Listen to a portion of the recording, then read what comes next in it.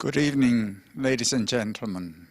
Thank you for joining us for this presentation from the Theosophical Society in America. My name is John Chianchosi. I'm the Director of Public Programs. And during this time that the Theosophical Society headquarters is closed, we are very happy to still bring you many wonderful programs, including our Thursday lecture series. In addition to these lectures, of course, we do have quite a robust selection of classes, groups, and also now workshops that we do invite you to try and join. And these are all listed on our website. Now, the Theosophical Society's goal is to help people explore the spiritual path so as to arrive at a deeper understanding regarding the wisdom of the ages. Furthermore, we feel strongly that this wisdom is not limited to any one tradition, and thus we try to represent all the traditions in our programming. This evening, I am very happy to be able to introduce William Meader, who, although he is not physically here with us this evening, he is able to bring this lecture to you, and he is a very good friend of the Theosophical Society and has lectured here at the national headquarters on many occasions. So we are grateful to him for sending this particular lecture, especially for this occasion. William Meader is one of the most influential and respected international teachers of esoteric philosophy. With his gentle humor, sensitivity, and deep understanding of the spiritual path, he provides a diverse array of workshops and lectures. He is the author of Shine Forth, The Soul's Magical Destiny, and William has also published numerous articles on all aspects of spirituality. Tonight, he will speak to us on the dark night of the soul. Please enjoy William's lecture. Thank you.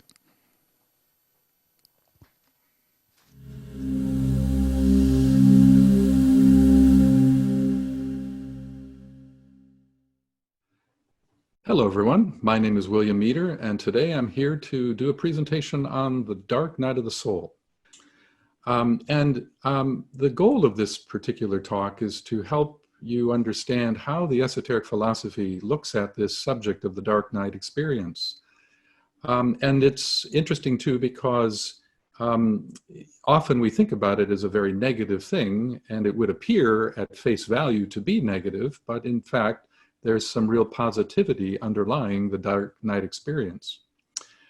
So my goal is for you to see that and to put it in the context of your own life and your own journey. The dark night is inescapable, and it's one of those things that we have to understand is just built into the fabric of walking the spiritual path.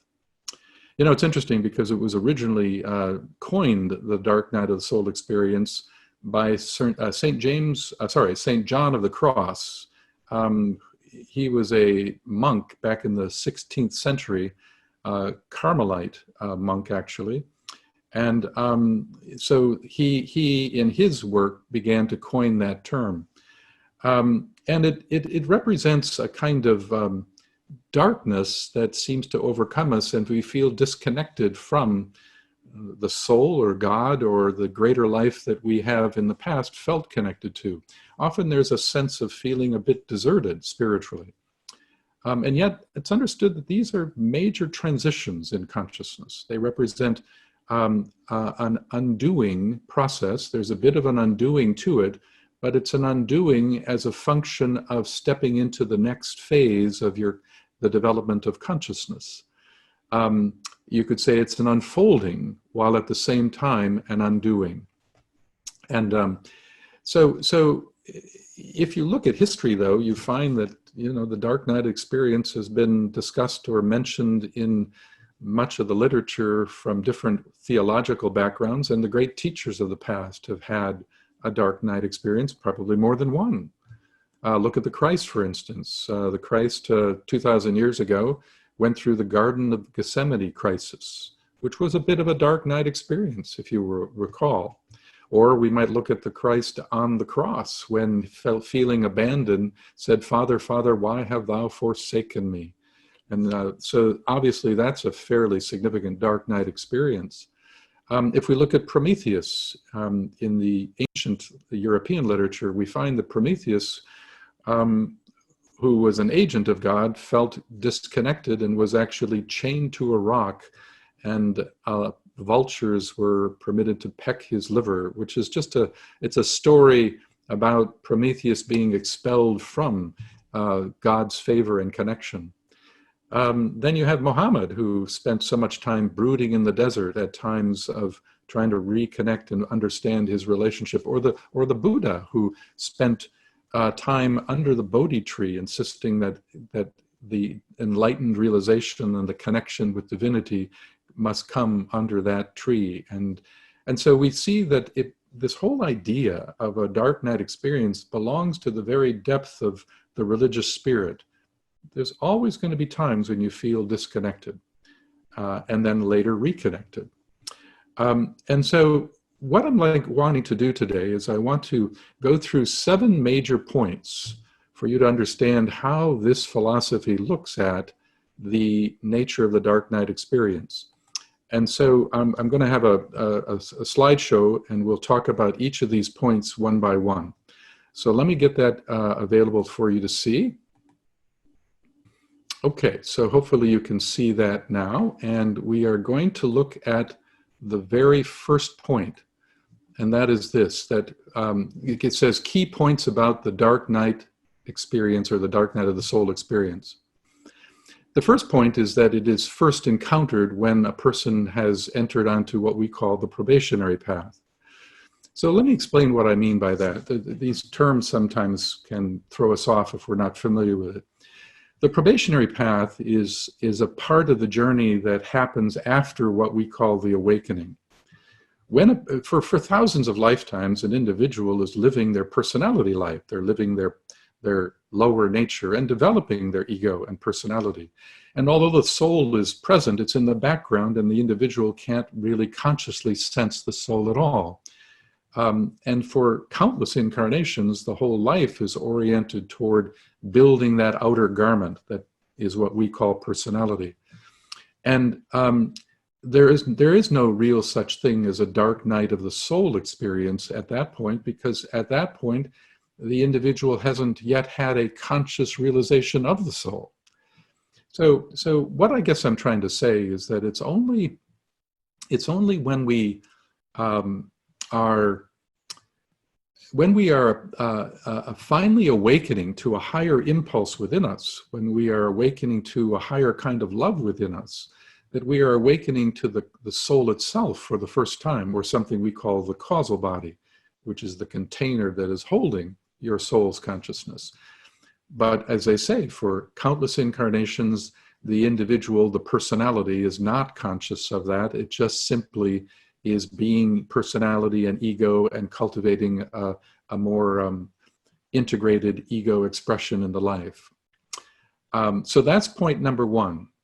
A person has to be on the probationary path to start having moments of feeling abandoned by the soul. In fact, it's very interesting. You know, it is said that when a person has their first awakening, that often that awakening is fleeting.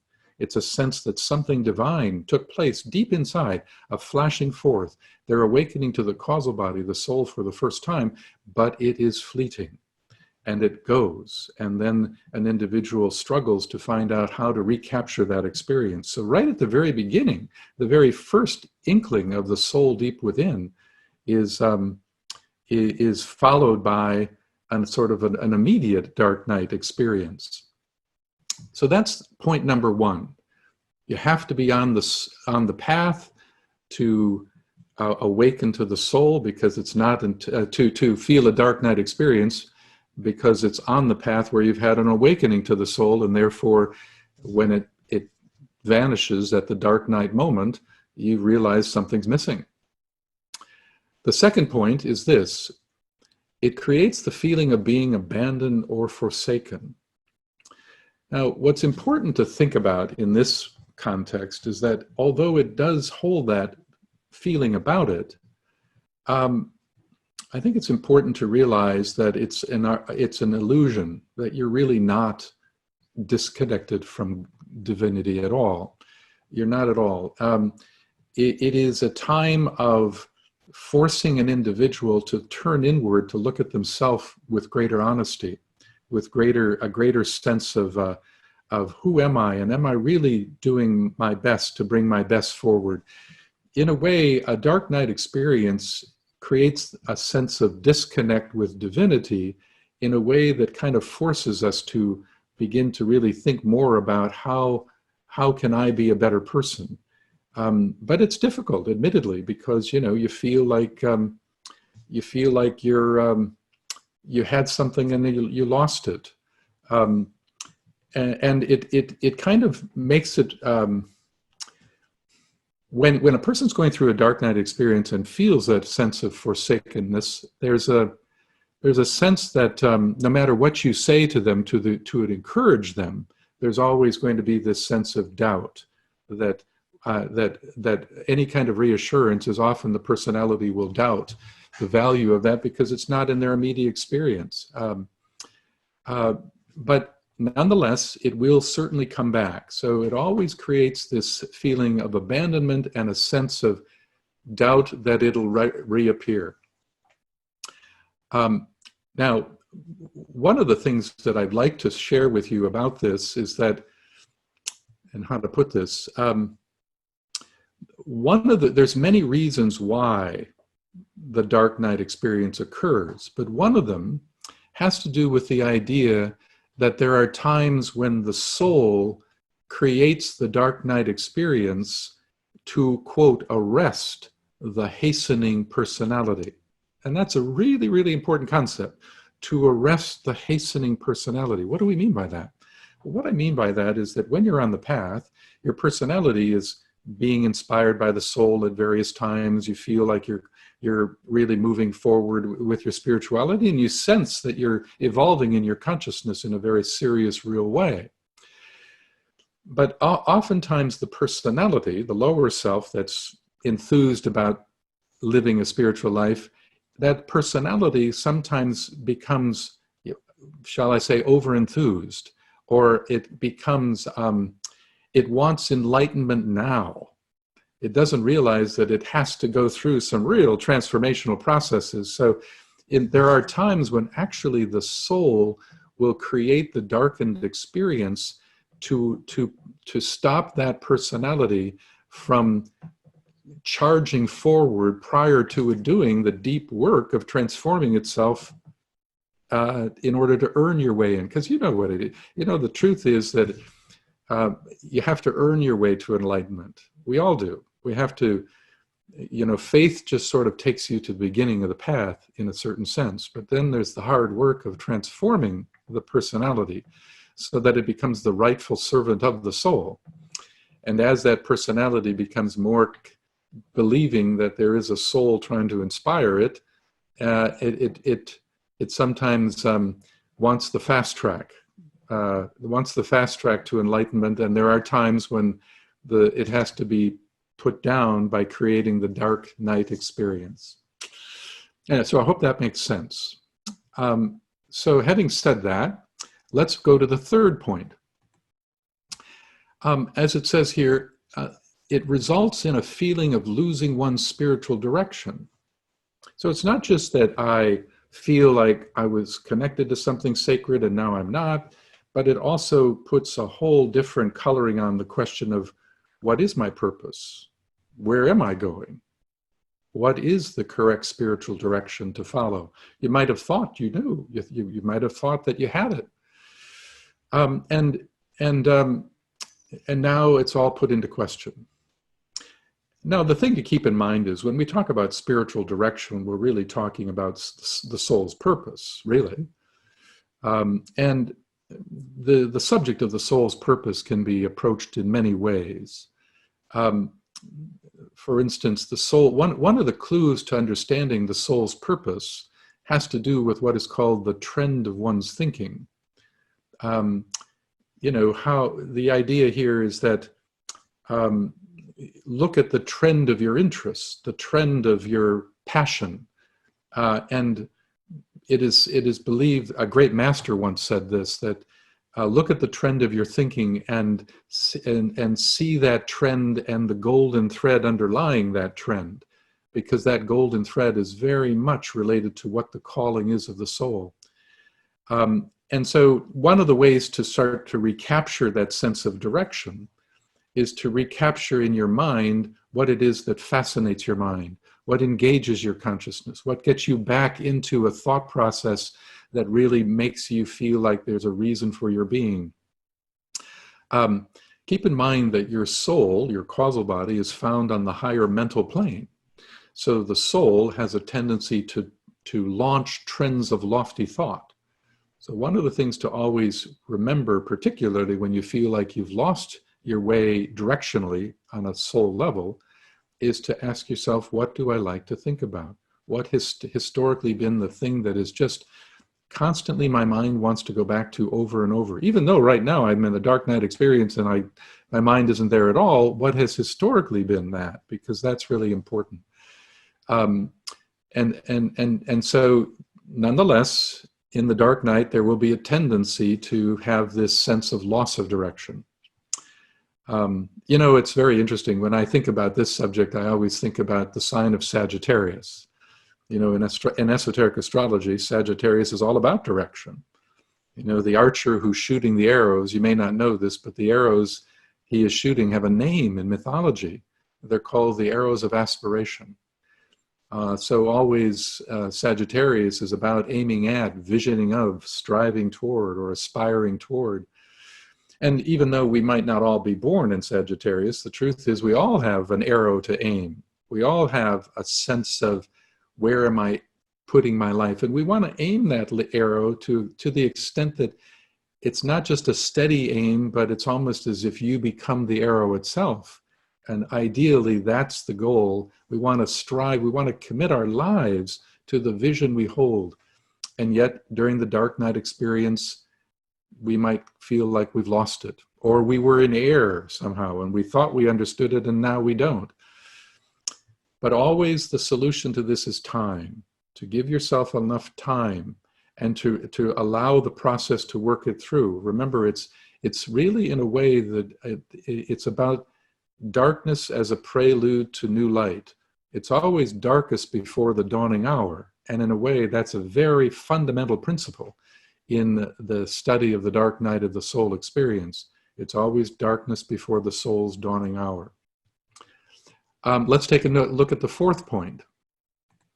The fourth point, the dark night of the soul experience will differ according to one's ray and his or her point in evolution. So that's quite important to keep in mind, because just to reacquaint some of you with this, it is said that there are 7 types of souls in the world today. 7, think of a ray as being a lens through which life looks out. And that lens is a lens that, or it's sometimes called an organizing principle of consciousness. It organizes perception. It organizes patterns of perception and action and reaction, and even defines the tendencies of your interests. So there are 7 types of lenses, you might say, or rays, and that your soul is found upon one of them. And that's why in this philosophy it's understood that these 7 types of souls will seek to serve humanity in vastly, vastly different ways. For instance, a first ray soul, which is called the ray of will and power, will tend to serve humanity through executive tendencies, often is attracted to leadership opportunities, as well as it is the ray that governs the whole institution of government within any society. So there, for instance, there would be a disproportionate number of first ray souls working within what we call the department of government, regardless of the country or the type of government. The second ray types are, second ray souls are people that are, it's called the ray of love and wisdom. People along this line of consciousness are often inclined to see life through the lens of, or wanting to serve, I should say, through the lens of teaching or of the healing arts or many of the helping tendencies or professions of life. A third ray soul is very much related to serving humanity through systems thinking. And often they find themselves in sometimes technical or actually the business world, and economics is where you find a lot of third ray souls. Fourth ray is the ray of that sometimes is called the ray of harmony through conflict, but it's also called the ray of beauty. It's the ray that governs culture and the arts and mediation tendencies. And so sometimes people with a lot of fourth ray in their life would see spirituality and want to bring it forth, often through culture and the arts within a society. Fifth ray people are people that see life through the lens of science. It's called the ray of concrete knowledge and science. And so their inclination is to serve in that way. Sixth ray people are often, it's called the sixth ray is called the ray of idealism and devotion. That type of soul is inclined to serve humanity through religious endeavor. The sixth ray governs all theology around the world, but it also is the ray that has a lot to do with causations. For instance, to fight for a cause, to save the whales, for instance.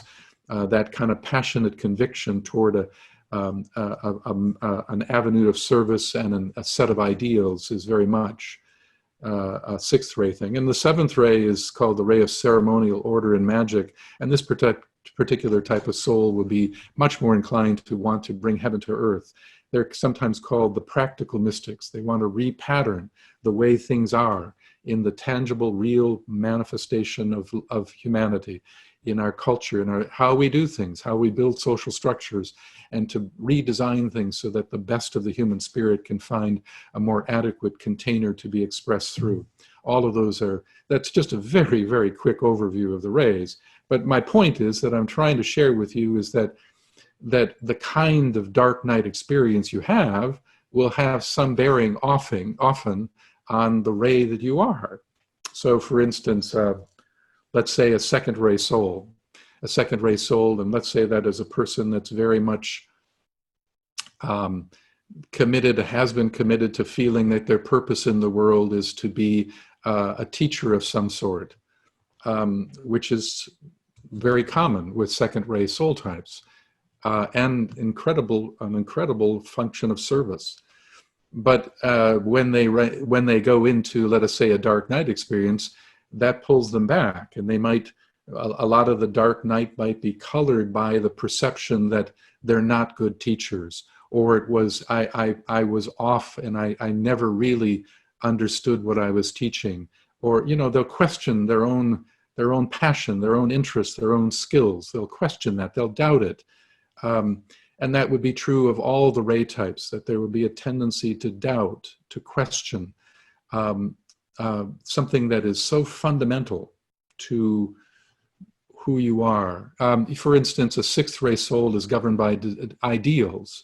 A sixth ray person is a person that says, aim at an ideal, and that ideal is the way to God, and live your life from that idealistic perspective. And there's truth to that, by the way. There's particularly for sixth ray people, that's the way in. But you might get the person that who goes through the dark night, who's on the sixth ray line, and that person is now recognizing or believing, usually falsely, that their ideals have failed them, and that the ideals they were living by are superficial and not real at all, and so they doubt them. So I won't go through all seven, but I'm just trying to give you a sense that the nature of the darkness that is often evident in a dark night experience is very much qualified or leans toward something pertaining to the very ray that you are on. Okay, let's go to the next one, number 5. Often the darkness before the dawning hour. Now, this is a really important concept. I briefly stated that earlier as well. One of the things I'd like you to keep in mind when thinking about this is this idea that one of the things that is very strong in this philosophy is the subject of initiation. We go through these periods where major transformations take place, initiations, and it's a huge subject in its own right. What is initiation? How do we understand it? That sort of thing. But it is in many cases, certainly not all cases, but in some cases, the dark night experience can be a prelude to a spiritual initiation. Often blindness does precede an initiation. And this is true regardless of which initiation we might be talking about. Like, for instance, let's go back to, I mentioned Jesus a little earlier, and I mentioned that Jesus had a dark nighted experience, two of them actually, just before the full crucifixion, one while before the cross in the Garden of Gethsemane, and the other one on the cross. But Jesus was actually approaching and going through what we call the fourth initiation, which, by the way, is also called the crucifixion. And so here at the moment of liberation, suddenly God disappears. Father, Father, why have thou forsaken me? Right at the moment, just prior to the earned initiatory right of passage, in his case, into full liberation. So think of these dark night experiences. When we look at it in that light, think of it as a time of testing, and it is a time of testing. And think of it as a kind of it's a system that's trying to make sure that you've actually done the inner work, and that even when the soul seems disconnected, you can still hold what it has already given you, and you can go through your life or the next period of time without the soul's connection, or without God's connection, let us say, and you can go through that and still live your outer life as a demonstration of higher values and as a demonstration of the consciousness of the soul, even though the soul seems disconnected with you. You see, that's so important when it comes to the subject of initiation. It is said by a great master that one is initiated. No, sorry, I'm saying that wrong. One is initiate before they are initiated. In other words, you have to demonstrate the consciousness of a certain initiatory level of evolution leading to enlightenment. You have to demonstrate it as a prelude to actually going through the initiation.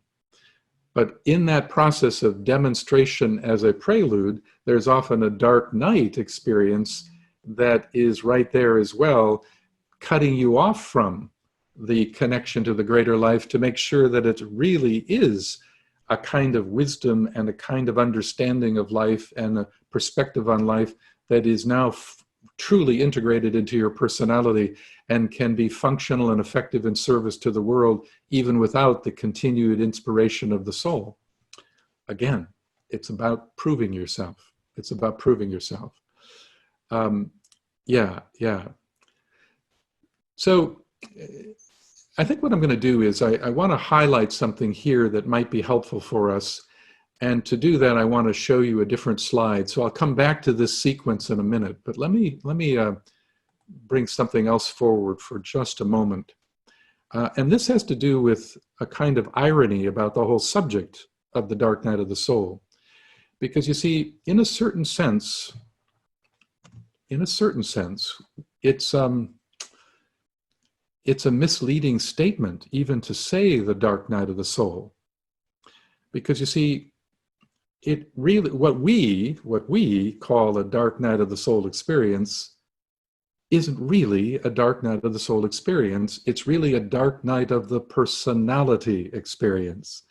It's a huge misunderstanding in a way, because it's not that your soul is experiencing darkness, it's that your personality, the lower self, is experiencing the darkness.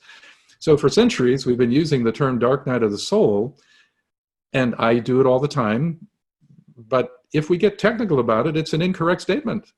It's really the dark night of the personality. And yet there is one experience that is truly a dark night of the soul. I want to show you another image that might help you understand this. So let me get that visual for you. Okay, so what I've got here is two columns, the dark night of the personality and the dark night of the soul. Now in this you can see that we've got three structures: monad, soul, and personality. Now for those of you who are well versed in this, you know probably what the monad is, but there might be people listening to this that are rather new to theosophy and esotericism. So let me briefly say what monad is. Monad is another word for pure spirit. It's beingness. Monad is the spark of life that gives rise to your experience of consciousness. Monad is beyond the soul in each of us. The monad is, it's actually, I believe the word comes originally from Pythagoras, and it means, it's rooted in the word mono, the one, meaning it's where you are interfacing with the total oneness of all things. If you to make a difference for you, think of the soul in you, as the Christ in you. Think of the monad in you as the God in you. Now, you and I are not at a place in our evolution where we can consciously experience the monad. That's way beyond our ability. You have to be at a certain level of consciousness before, and it's really just very quick, it's very soon before enlightenment, full enlightenment, that you become more conscious of the monad. For us, it's unconscious. And yet what we are conscious of is the soul and the personality. And so when we say the dark night of the soul, if you can see at the bottom here, it says often called the dark night of the soul, even though this is really a dark night of the personality, periodically occurs in the life of every disciple. It's imposed by the soul upon the hastening personality, and it provides time for the integration of lessons. So I'm just kind of swinging back to what I mentioned earlier, that you can see that it's a disconnect between, it says rapport established, though it is temporarily disconnected. And that's because one of the explanations given on this slide is that it's to arrest the hastening personality that wants the next step when it hasn't fully integrated the previous lessons that the soul has given it. So it's the soul itself that does the disconnecting. On the other side, you see on the right side, the dark night of the soul, the actual dark night of the soul experience is actually when you have a fully soul-infused personality. By that I mean that the soul and the personality are now fully fused, and no longer does the personality have any kind of undue sway on the soul's agenda. That's called initiate consciousness, and that too is a bit out of reach for all or most of us listening to this, but it is the long-term goal for all of us, to completely fuse the soul and the personality together so that the lower self becomes the rightful servant of the soul, because that's all your personality is really for. Your personality, you might say its destiny and its purpose is to be the outer garment used by the soul as a function of service to humanity's upliftment. And each initiation that we talk about is really a process of creating more and more soul infusion. And there comes a point when there's complete soul infusion, and that's when you wake up to the monad for the first time. And so you wake up to the monad for the first time at that point, and yet after that there will be times when there will be a disconnect. And one of those biggest disconnects at that time is the fourth initiation, which is what Master Jesus took 2,000 years ago. So what Master Jesus went through is a true night of the soul experience. What you and I go through is on the left side of this chart. It's really a dark night of the personality experience that we tend to call a dark night of the soul experience.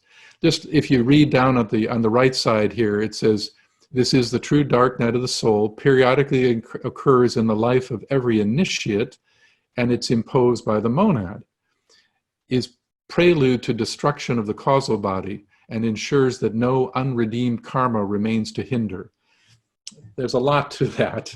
That's giving us some idea of what it means to take the fourth initiation, because what happens is that at the fourth initiation, the causal body itself is crucified. That's what's crucified.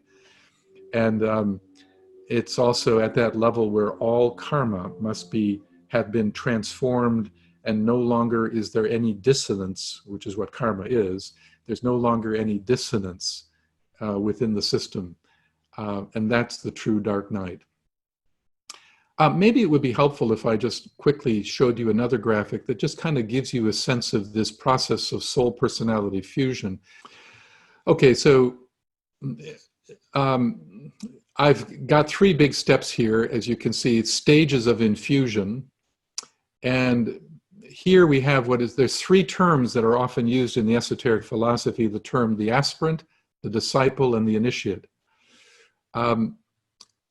The aspirant is where they've had their awakening. There's no soul infusion yet, but there's a recognition of the soul, and that's the beginning of the probationary path. So that's what I said earlier. That's when it's from that point forward that it is possible to have a dark night of the soul experience, which again really is a dark night of the personality experience.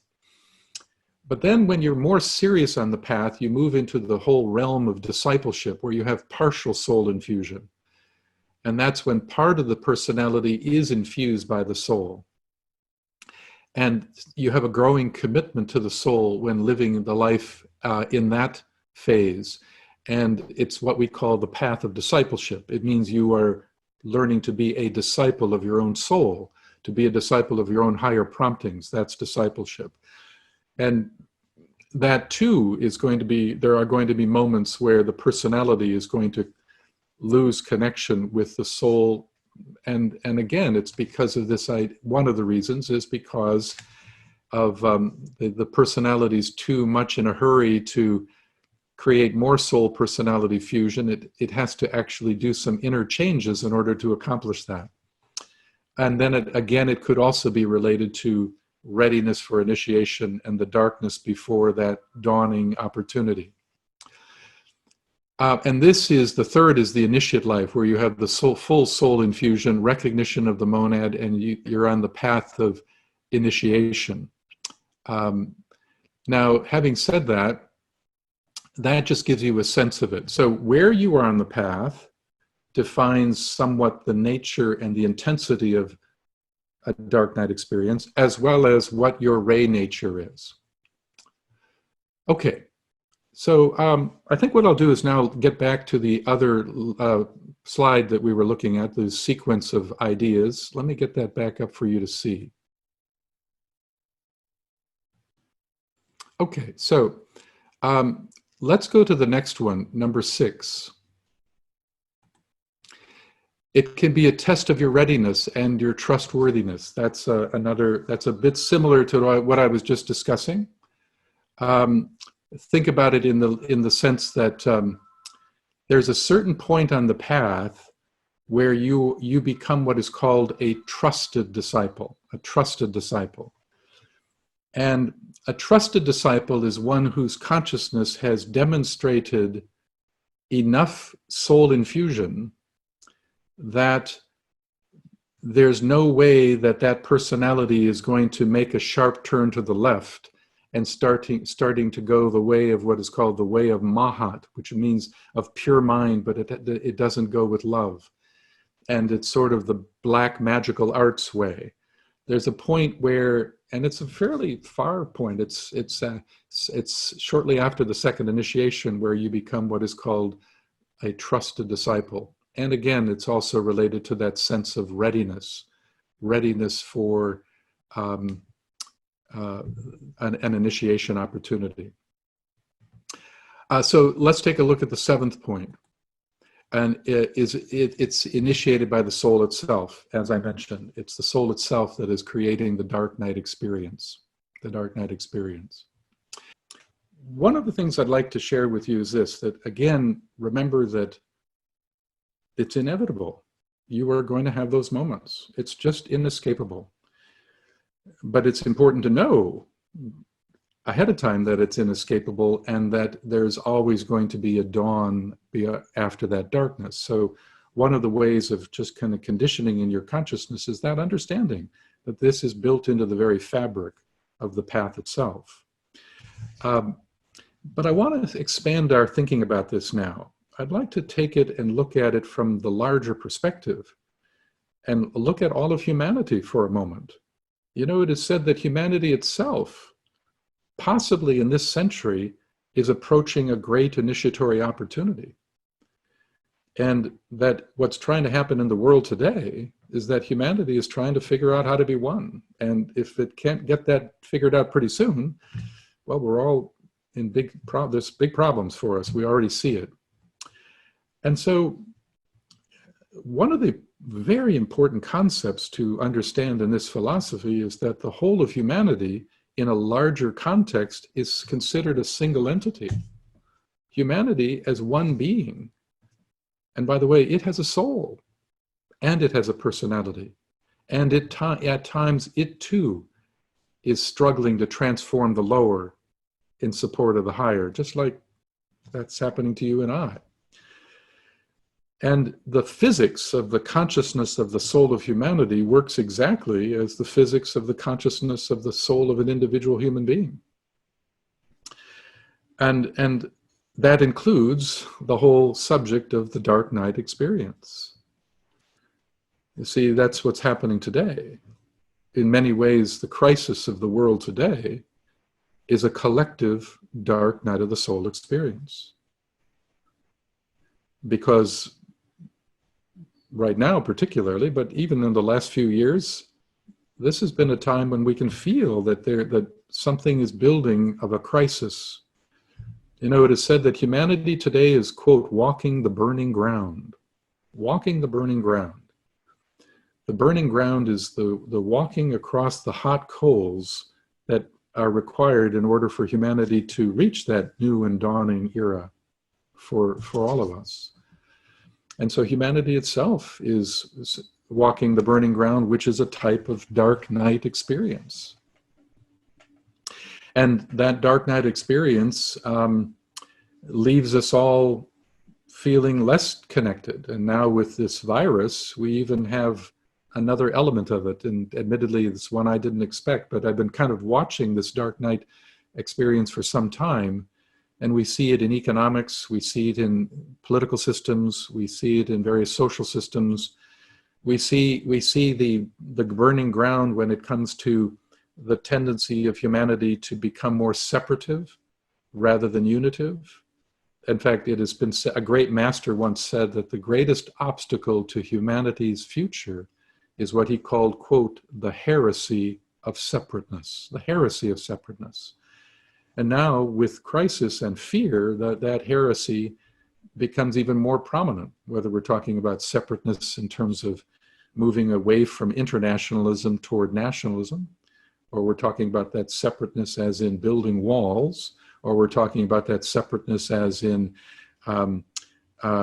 religious intolerance, or we're talking about the crisis around immigration issues around the world. All of these are manifestations of, as I said, the heresy of separateness. And all of them are amplified now because humanity collectively is feeling less and less disconnected, or sorry, less and less connected. They feel more disconnected from the soul of humanity.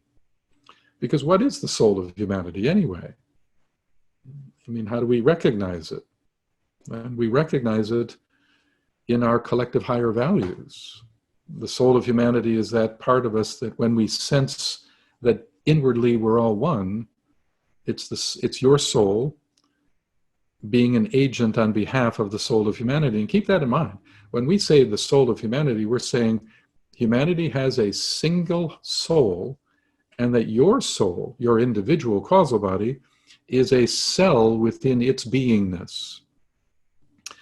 And so when you're aligning with your soul, you are aligning with the soul of humanity.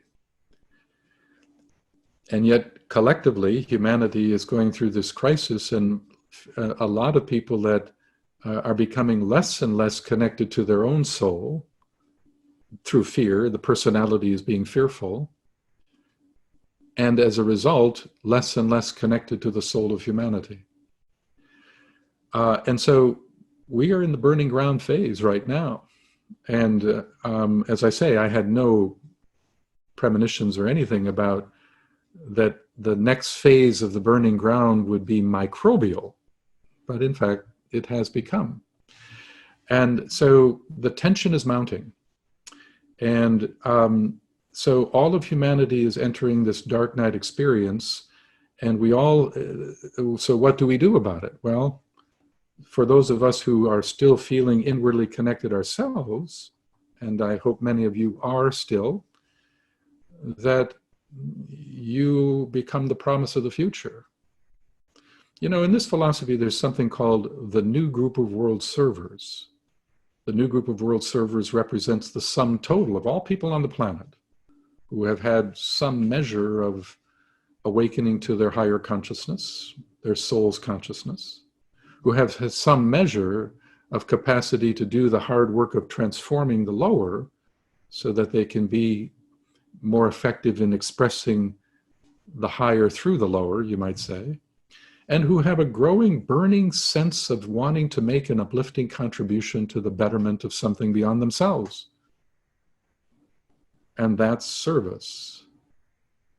And the new group of world servers are now in their millions around the world. And undoubtedly, many of you who may be listening to this presentation are members of that group, whether you're conscious of it or not, because it's an inner group. It's not an outer group.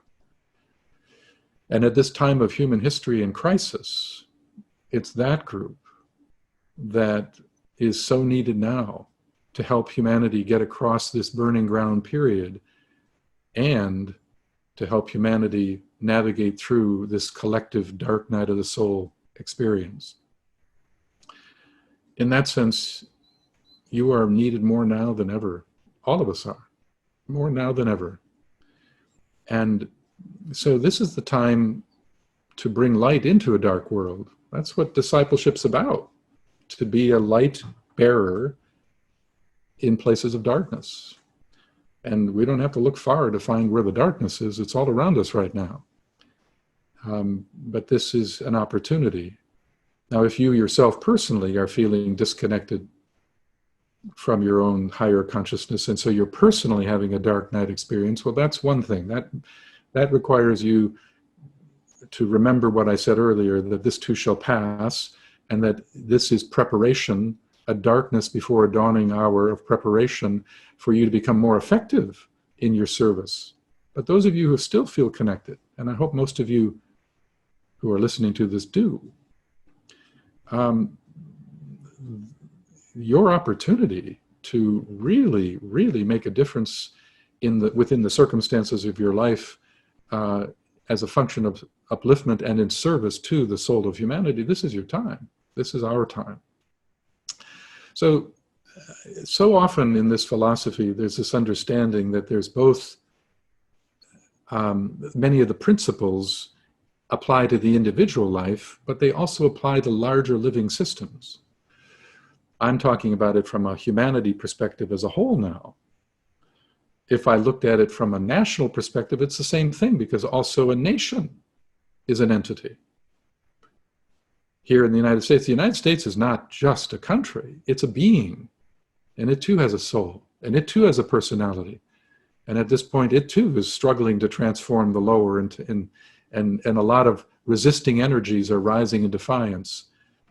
So one of the wonderful things about this philosophy is that everything that applies to the individual applies to larger living systems, including the dark night of the soul experience. So just to kind of wrap things up for us here, I just want you to understand that the dark night, again, is not something that you can avoid. It will happen. It will happen. And it will pass. And it's a process of creating a darkness so that your lower self can make more adjustments in its perceptual processes, so that when the light does return, your lower self is far, far more capable of being a better servant on behalf of the soul than it was prior to the dark night experience. In that sense, the dark night is a very good thing. As I say, it's a kind of renewal that has it's an unwinding, while at the same time it's a renewing. So think of it that way.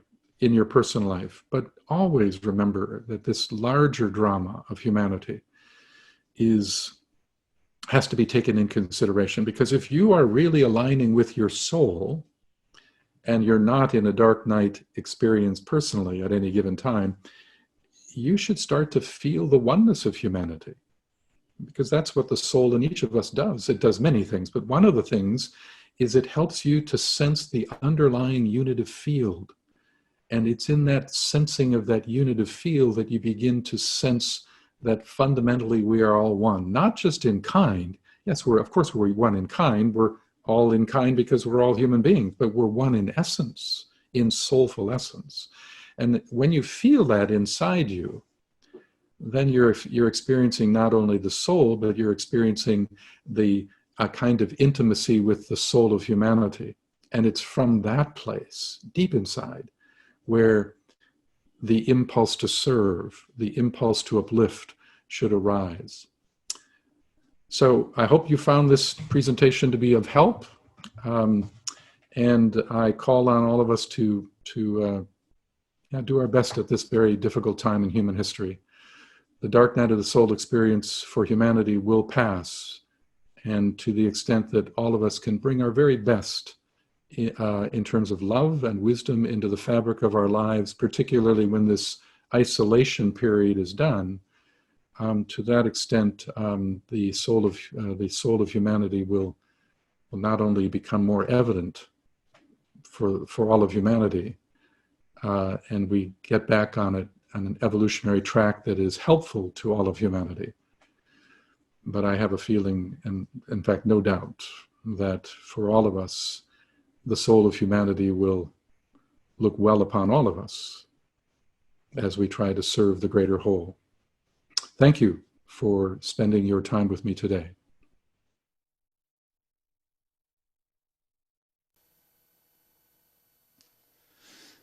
Well, I hope you really enjoyed that wonderful lecture by William Meader. He is really a remarkable teacher. His teachings are always so inspiring and uplifting and provide a great source of guidance for all spiritual seekers. We are very grateful to William for his continued support of the Theosophical Society by helping to provide these teachings on a regular basis. I do invite you to join us Thursday next week when our speaker will be Juliana Cesano, and she will be speaking on the Bhagavad Gita for daily living.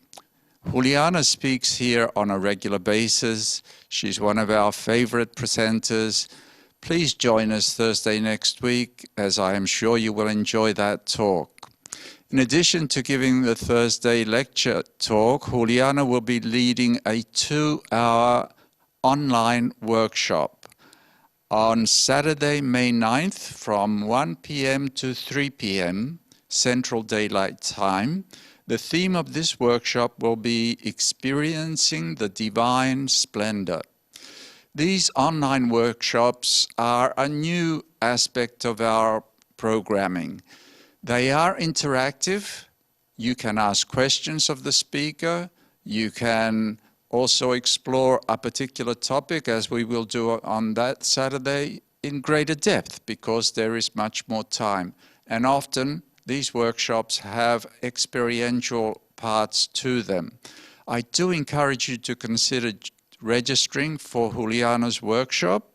In addition to that one, we have a number of other workshops that are usually on a Saturday afternoon, and the one following from hers will be one by Ravi Ravindra, a very popular and well-known teacher. His workshop will be on Saturday, May 16th. This one will be in the morning, 10 a.m. to 12 noon, and that is Central Daylight Time. The theme of that workshop will be how to find meaning during difficult times, a most appropriate subject for the times we are living in today. Please do look at our website. Please consider registering for some of these programs. It is a way in which you can continue to support the Theosophical Society, and it is a way that helps us fulfill our mission to bring you spiritual teachings to help you improve the quality of your life. It's a way in which we'll fulfill our mutual roles as spiritual friends and a spiritual community.